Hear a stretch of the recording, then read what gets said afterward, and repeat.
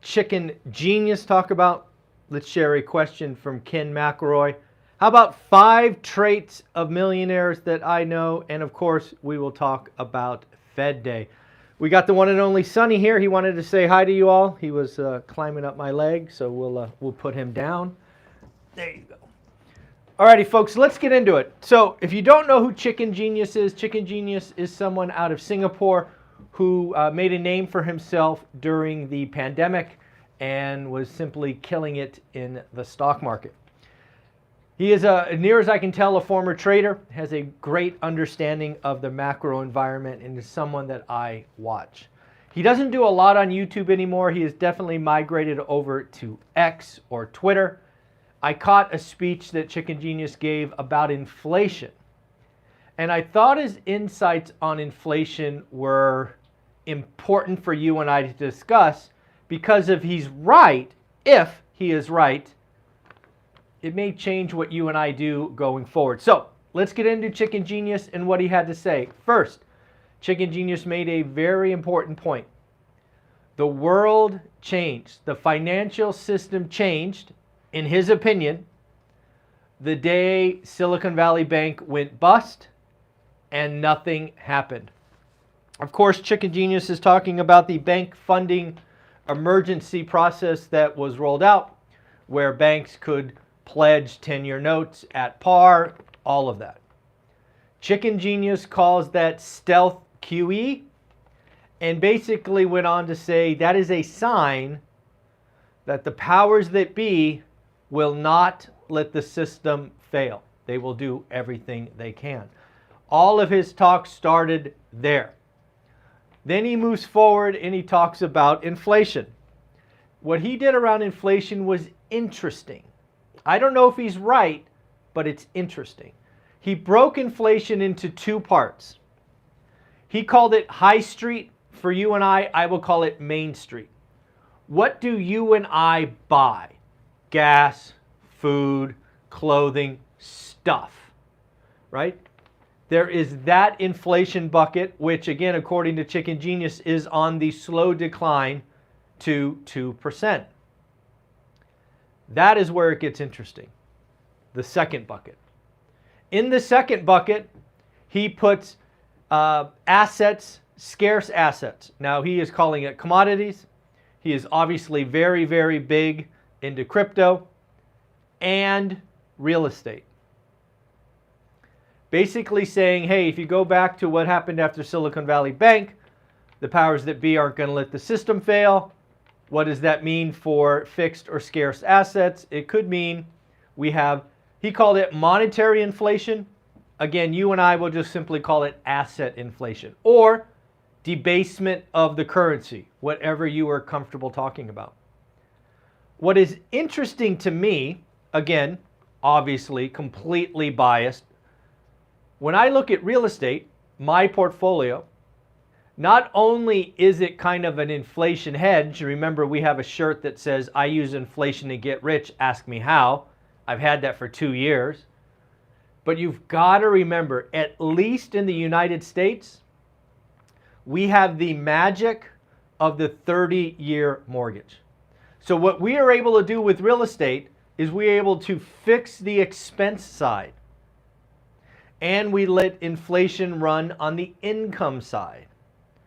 Also, we should point out something that we haven't talked a lot about a 30-year mortgage, is it's a one-way bet. What do I mean by a one-way bet? What do you do if you lock in a 6% mortgage and mortgage rates go to 8%? You do nothing.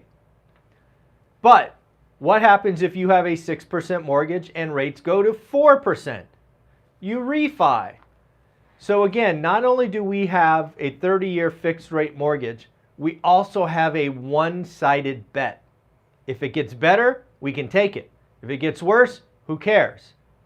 That is something very interesting, and that is why I was able to call the great real estate crash in transactions, because we saw all of this coming. So again, you can follow Chicken Genius on X or Twitter. He does a lot more content there these days than YouTube. But yeah, I thought it was interesting. Main Street inflation, asset monetary debasement of the currency inflation. A lot of people talk about inflation as one bucket. I think he is onto something. I think there are two parts.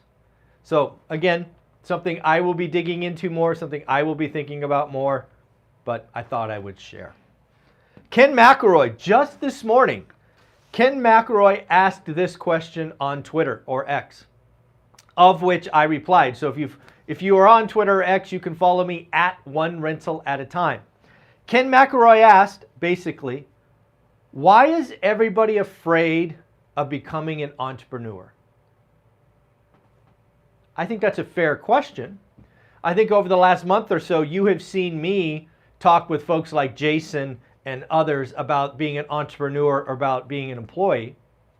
So basically, I replied to Ken and I basically said, Ken, I couldn't imagine being an entrepreneur with headcount and having to make payroll. That would drive me insane.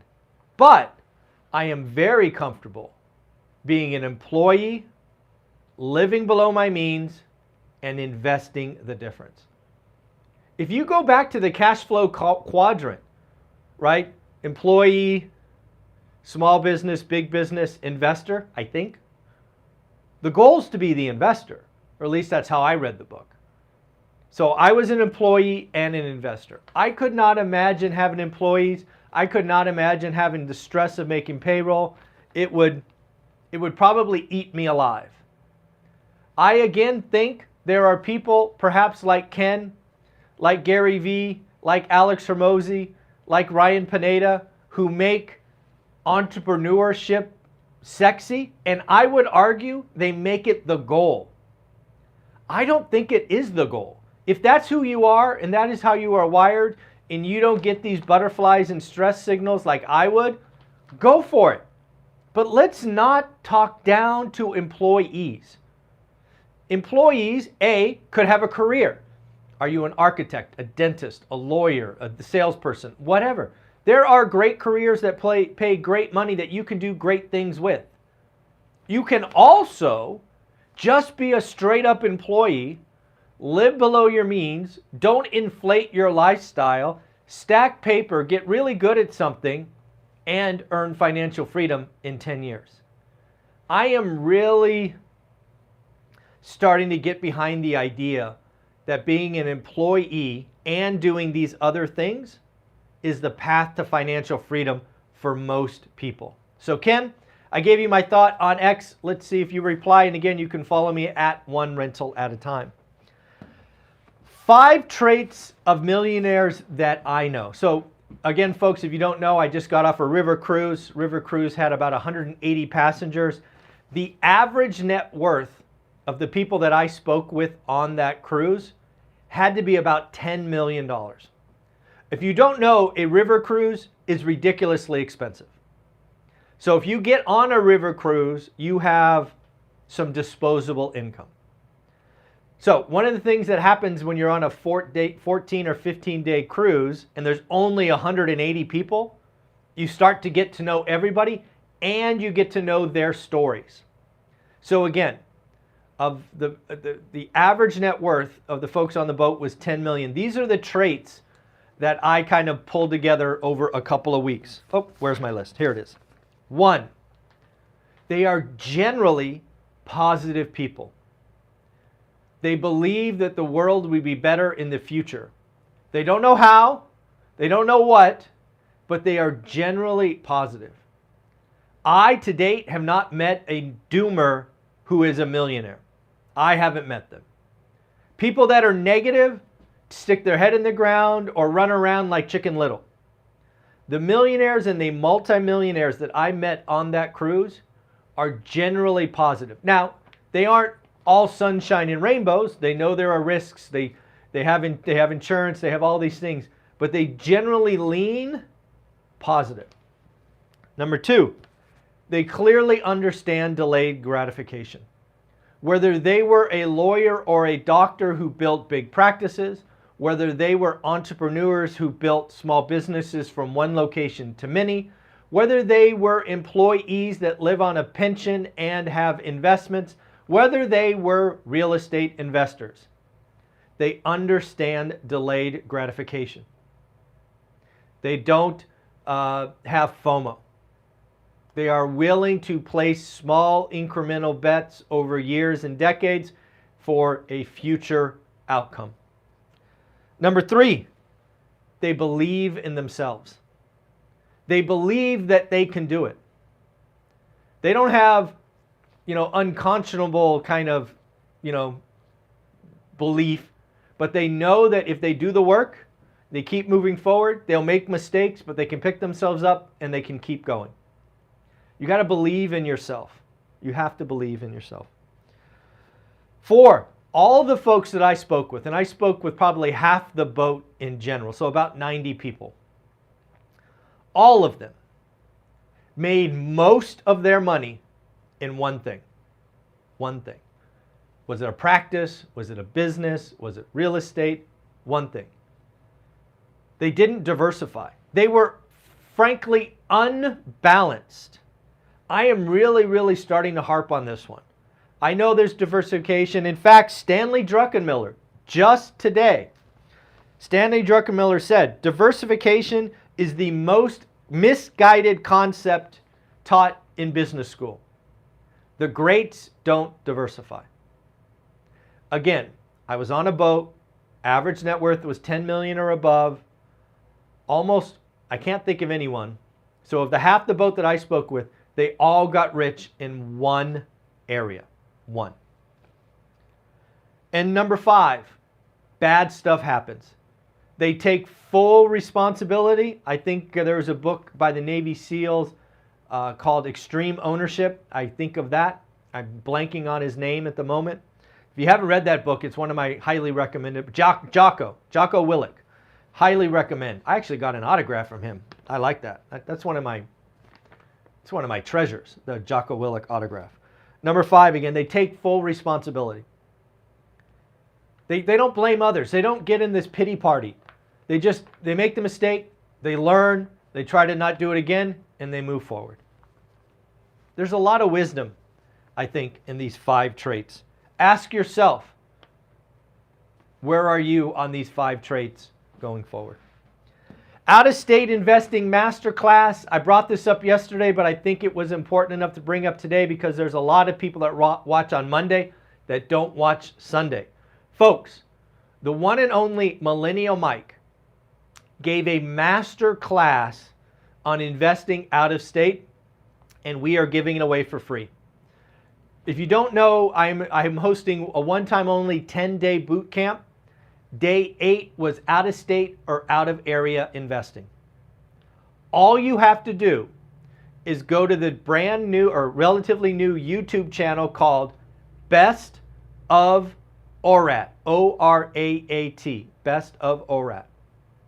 You will find there a master class, 2-hour master class on investing out of state and out of area. I want to thank Millennial Mike. I want to thank the folks that were part of the boot camp that really made that go, because we are helping more and more folks. So folks, I want you to go to Best of ORaaT for 2 reasons. Well, 1 reason. I'm trying to monetize that channel. Yes, I'm selfish. I want to get paid on that channel. I need help in 2 things. 1, I need 1,000 subscribers. We're about 225 away. So if you can go to that channel and subscribe, I would greatly appreciate it. Number 2, I need 4,000 watch hours. We need about 1,500 more. And I just gave you a 2-hour video. In fact, if you go to that channel, you can find other discussions from the boot camp. So if you could do me a favor, go there, watch the video, subscribe. I would appreciate it. And again, 2 hours, no ads, no ads. That channel is not monetized, so you can watch it straight through and see a master class on investing out of state. So, Fed on Wednesday. I think the only question for Wednesday is if the Fed talks when to cut rates in the statement. So again, on Wednesday, we're going to hear from the Fed, no rate increase, pause. We're going to get a statement, and then we're going to get a Q&A. Jerome Powell in the Q&A is going to get grilled endlessly about rate cuts. I want to know, will it make the statement? That's really the only thing that I think is of interest or of note to coming up. And then acquisitions. Again, just a week ago, I called 2024 the year of acquisitions. Man, I'm really glad I did that because we have more already. Macy's received a $5.8 billion buyout offer from Ark House Management. And just this morning, where is it? Somebody else bought. Oh, Occidental Petroleum just bought or is buying Crown Rock for $12 billion. Folks, again, the next 12 months, the year of acquisitions, mergers, all of it, it is going to happen. It is destiny at this point. And then lastly, folks, yesterday I announced we had 2 VIP tickets suddenly become available. They were sold out in 5 minutes. We just had 2 general admission tickets come available for Vegas. If you want to come to Vegas, buy them right now. There are 2 tickets, general admission, $199, Saturday, Sunday, February 17th, 18th, in person, ask questions, network, take pictures, have a great ORaaT experience. 2 tickets left. Last, virtual event, $99. If you go to the Eventbrite link, I put the agenda so you can plan your Saturday and Sunday. Also, I've made it clear, if you buy the virtual event, because I don't think anyone, myself included, would sit through 20 hours straight, what I'm doing is you will get the video after the team chops it up. Frankly, we've only sold 17 tickets. I'll be honest, I'm a little disappointed. I thought we would sell more. Again, I shared earlier, the virtual event is costing me an additional $14,000 because I need 2 cameras, I need to pay 2 people. It's a whole thing.